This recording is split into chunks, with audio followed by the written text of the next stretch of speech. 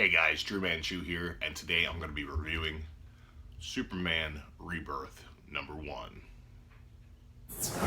Guys, Superman Rebirth #1 is a one-shot issue written by Peter J. Tomasi, drawn by DruManchu, and this issue kicks off Superman in the new Rebirth era.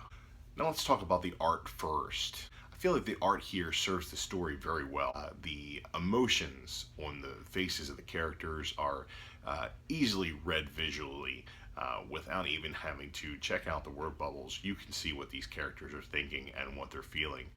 And the action panels scream high energy and large scale, which is perfect for a story that is recapping the original death of Superman. The splash pages are intense and they're beautifully inked by Jamie Mendoza. This book is just a cut above the usual DC house style. They're not reinventing the wheel here, but it's well executed and serves the story very well. Now, as far as the story of Superman Rebirth #1, spoiler alert, you should definitely read Rebirth #1 first. I suggest you pick it up before reading any of the new Rebirth #1 titles, but most of all, Superman. Because, once again, spoiler alert, Superman dies. Well, New 52 Superman dies. So with New 52 Superman dead, we start this story off with a quick recap of everything that's happened, including his death. We see things here from pre-Flashpoint Superman's point of view. He's staring down at the under construction Superman Memorial when he hears, quite superly, Lana Lang in the access tunnels below the memorial. It seems that they're both here for the same thing. They're both here for Clark's remains. Lana Lang wants to take the remains back to Smallville so they can be buried with Clark's parents. And Superman wants to use the regeneration matrix. Now, for you guys who don't know what the regeneration matrix is, it is a Kryptonian technology that allowed Superman to come back after his initial death, pre-Flashpoint.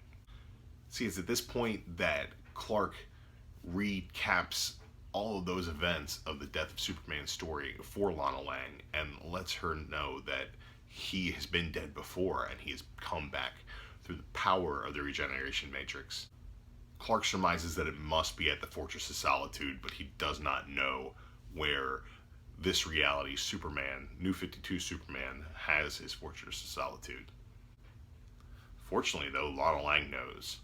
So Lana Lang agrees to tell Superman where this Fortress of Solitude is, as long as she's allowed to tag along. We get an opportunity to see some great character moments as Lana sees the Fortress of Solitude, and Clark has the revelation that this Superman was very different from himself while being very similar. But the plan ultimately fails because the regeneration matrix does not exist in this reality. Superman then gives Lana Lang the remains and they fly to Smallville and they bury New 52 Clark with his parents.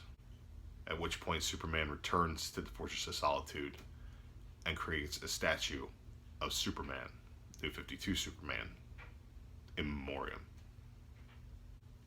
Guys, I really enjoyed this story for what it was. It was a way to put New 52 Superman to rest for good. Take the regeneration matrix off the table and show the reader that this isn't a bait and switch.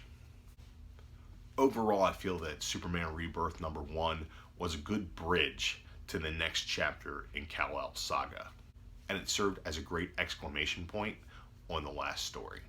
Personally, I was expecting more rebirth than still dead out of this book, and it wasn't as enjoyable as I hoped it would be.